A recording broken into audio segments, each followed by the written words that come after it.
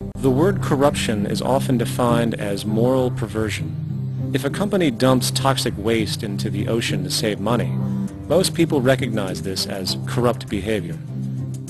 On a more subtle level, when Walmart moves into a small town and forces small businesses to shut down for they are unable to compete, a gray area emerges. For what exactly is Walmart doing wrong? Why should they care about mom-and-pop organizations they destroy?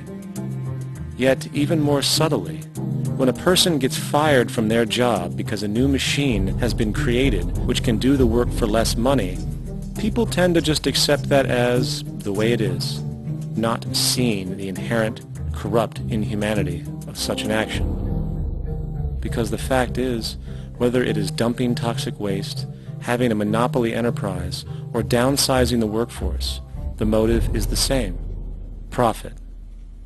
They are all different degrees of the same self-preserving mechanism which always puts the well-being of people second to monetary gain. Therefore, corruption is not some byproduct of monetarism. It is the very foundation.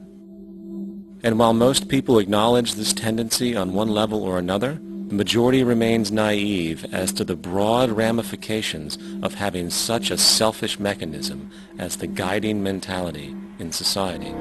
Internal documents show that after this company positively, absolutely knew that they had a medication that was infected with the AIDS virus, they took the product off the market in the U.S. and then they dumped it in France, Europe, Asia, and Latin America. The U.S. government allowed it to happen. The FDA allowed this to happen. And now the government is completely looking the other way. Thousands of innocent hemophiliacs have died from the AIDS virus. This company knew absolutely that it was infected with AIDS. They dumped it because they wanted to turn this disaster into a profit.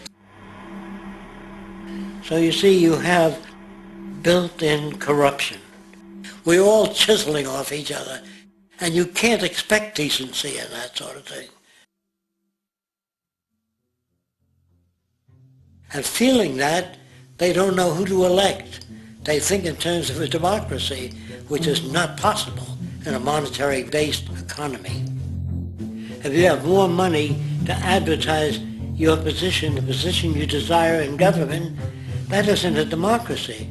It serves those in positions of differential advantage. So it's always a dictatorship of the elitists, the financially wealthy.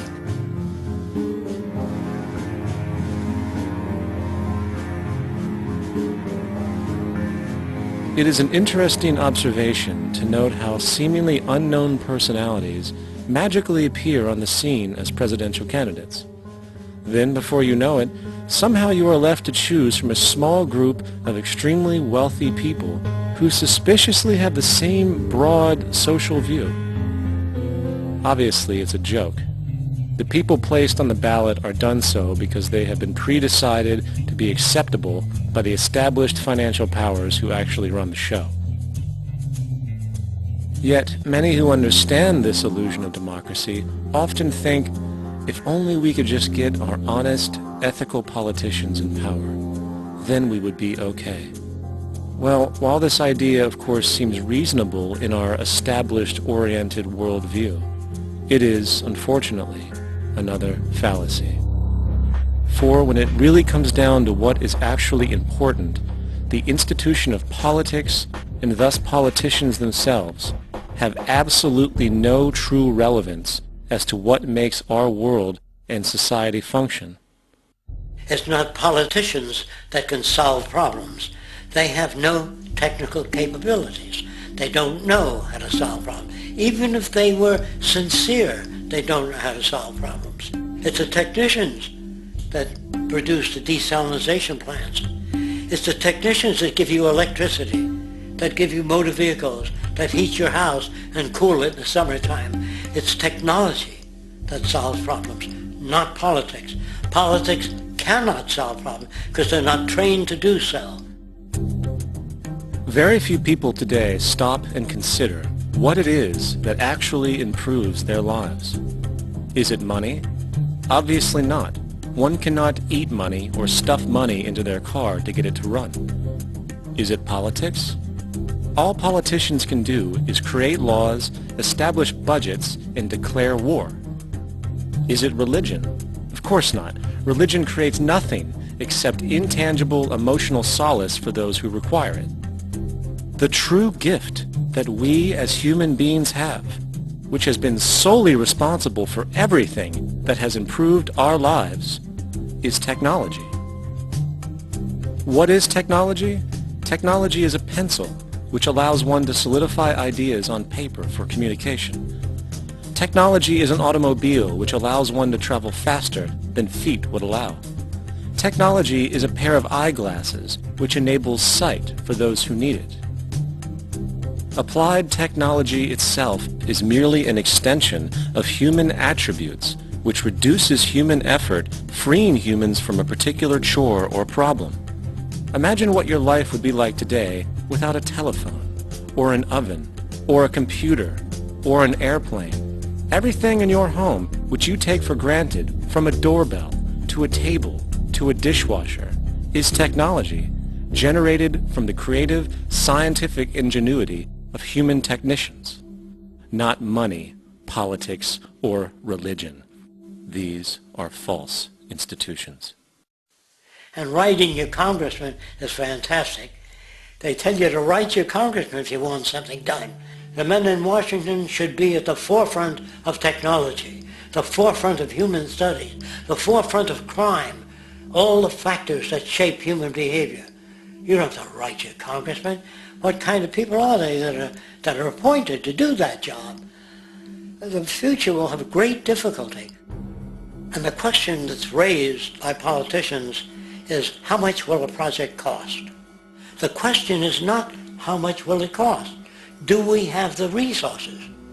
And we have the resources today to house everyone, build hospitals all over the world, build schools all over the world, the finest equipment and labs for teaching and doing medical research. So you see, we have all that, but we're in a monetary system. And in the monetary system, there's profit. And what is the fundamental mechanism that drives the profit system besides self-interest? What is it exactly that maintains that competitive edge at its core? Is it high efficiency and sustainability? No, that isn't part of their design. Nothing produced in our profit-based society is even remotely sustainable or efficient. If it was, there wouldn't be a multi-million-dollar-a-year service industry for automobiles. Nor would the average lifespan for most electronics be less than 3 months before they're obsolete.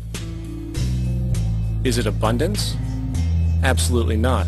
Abundance, as based on the laws of supply and demand, is actually a negative thing. If a diamond company finds 10 times the usual amount of diamonds during their mining, it means the supply of diamonds has increased, which means the cost and profit per diamond drops. The fact is, efficiency, sustainability, and abundance are enemies of profit. To put it into a word, it is the mechanism of scarcity that increases profits. What is scarcity? Based on keeping products valuable. Slowing up production on oil raises the price. Maintaining scarcity of diamonds keeps the price high.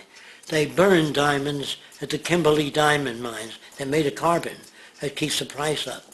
So then, what does it mean for society when scarcity, either produced naturally or through manipulation, is a beneficial condition for industry? It means that sustainability and abundance will never ever occur in a profit system, for it simply goes against the very nature of the structure.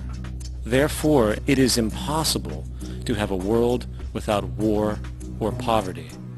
It is impossible to continually advance technology to its most efficient and productive states. And, most dramatically, it is impossible to expect human beings to behave in truly ethical or decent ways.